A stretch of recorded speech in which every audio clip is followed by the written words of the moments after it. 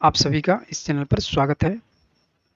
आज हम इस वीडियो में आधुनिक भारत के इतिहास का पार्ट नंबर 3 को देखेंगे।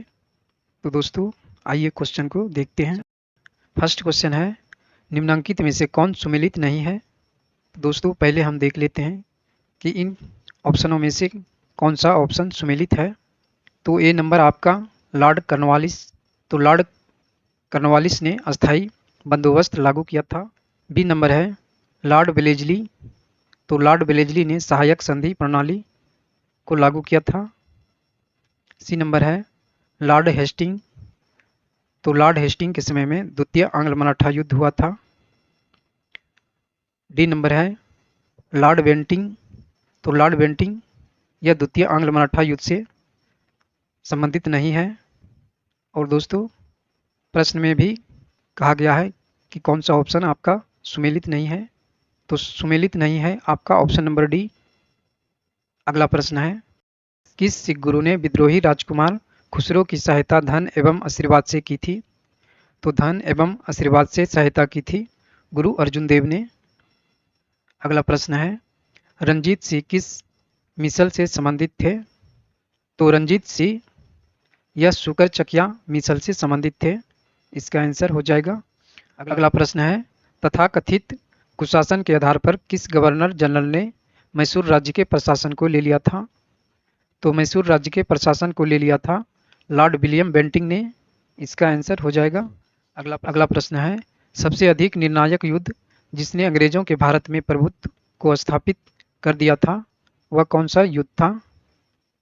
तो दोस्तों वह युद्ध था बक्सर का। इसका आंसर हो जाएगा। अगला प्रश्न है, किसने अपनी राजधानी मुर्शिदाबाद से मुंगेर स्थानांतरित की थी? तो अपनी राजधानी मुर्शिदाबाद से मुंगेर स्थानांतरित की थी मीर कासिम ने। इसका आंसर हो जाएगा। अगला प्रश्न है, किसकी समाधि के कारण नंदेड़ गुरुद्वारा सिखों द्वारा पवित्र माना जाता है? तो नंदेड़ गुरुद्वारा पवित्र माना जाता है गुरु गोविंद सिंह के समाधि के कारण। इसका आंसर हो जाएगा।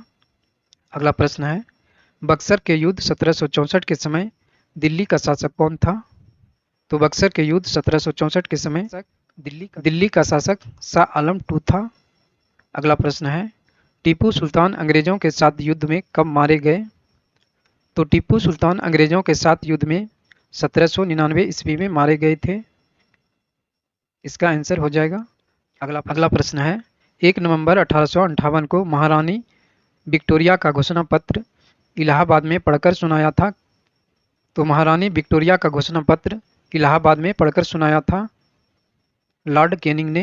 इसका आंसर हो जाएगा। अगला प्रश्न है, सिखों के अंतिम गुरु कौन थे? तो सिखों के अंतिम गुरु गुरु गोविंद सिंह थे। इसका आंसर हो जाएगा। अगला प्रश्न है, डिंडी गुलनाम क्या है? तो डिंडी गुलनाम यह तमिलनाडु में एक नगर का नाम है। इसका आंसर हो जाएगा। अगला प्रश्न है, किस इतिहासकार ने 1765 ईस्वी से 1772 ईस्वी तक कंपनी के राज्य को डाकुओं का राज्य की संज्ञा दी है? तो यह दी है के.एम. पनिक्कर ने। इसका आंसर हो जाएगा। अगला प्रश्न है, बंगाल के किस गवर्नर के समय सरकारी खजाना मुर्शिदाबाद से कलकत्ता स्थानांतरित किया गया? तो बंगाल के गवर्नर वारेन हेस्टिंग के समय में सरकारी खजाना मुर्शिदाबाद से कलकत्ता स्थानांतरित किया गया था। इसका आंसर हो जाएगा। अगला प्रश्न है, किसके समय में कलकत्ता में प्रथम न्यायालय की स्थापना की गई थी? तो कलकत्ता में प्रथम न्यायालय की स्थापना की गई थी वारेन हेस्टिंग के समय में। इसका आंसर हो जाएगा। अगला प्रश्न है, किस अधिनियम के तहत वारेन हेस्टिंग बंगाल के प्रथम गवर्नर जनरल बनाए गए? तो वारेन हेस्टिंग 1773 का रेगुलेटिंग एक्ट के तहत बंगाल का गवर्नर जनरल बनाए गए थे। इसका आंसर हो जाएगा।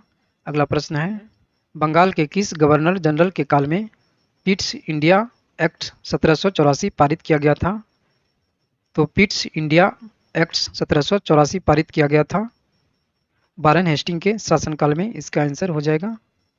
अगला प्रश्न है, सिख गुरुओं से संबंधित निम्नलिखित कथनों पर विचार कीजिए। तो दोस्तों आइए सिख गुरुओं से संबंधित कथन को देखते हैं। तो आपका दूसरा कथन है, गुरु अर्जुन देव ने सिखों के गुरु गुरु रामदास के पश्चात बने। यह सिख गुरुओं से संबंधित है। 3 नंबर है गुरु अंगदेव ने सिखों को उनकी अपनी लिपि गुरुमुखी दी थी। यह भी सिख गुरुओं से संबंधित है। तो दोस्तों आपका आंसर ऑप्शन नंबर बी कथन नंबर 2 और 3 इसका आंसर हो जाएगा। अगला प्रश्न है हैदर अली की मृत्यु 1782 ईस्वी में किस युद्ध के दौरान हुई थी? तो हैदर अली की मृत्यु 1782 ईस्वी में द्वितीय आंग्ल मैसूर युद्ध के दौरान हुई थी। इसका आंसर हो जाएगा। अगला प्रश्न है भारत में ब्रिटिश शासन के दौरान निम्नलिखित राजसी राज्यों पर विचार कीजिए। तो इन प्रश्नों का कहना है कि ब्रिटिश शासन के दौरान जो ये दिए हुए हैं राज्य, जगह का नाम झांसी, संबलपुर और सतारा, इनका विलय किस क्रम में हुआ था? तो आइए दोस्तों देखते हैं। तो पहले विलय हुआ था आपका 3 नंबर सतारा का, इसके बाद हुआ था आपका 1 नंबर झांसी का और इसके बाद हुआ था संबलपुर का। तो दोस्तों आपका आंसर ऑप्शन नंबर डी हो जाएगा। अगला क्वेश्चन है सूची 1 को सूची 2 से सुमेलित कीजिए और सूची के नीचे दिए गए कूट का प्रयोग करते हुए सही उत्तर को चुनिए।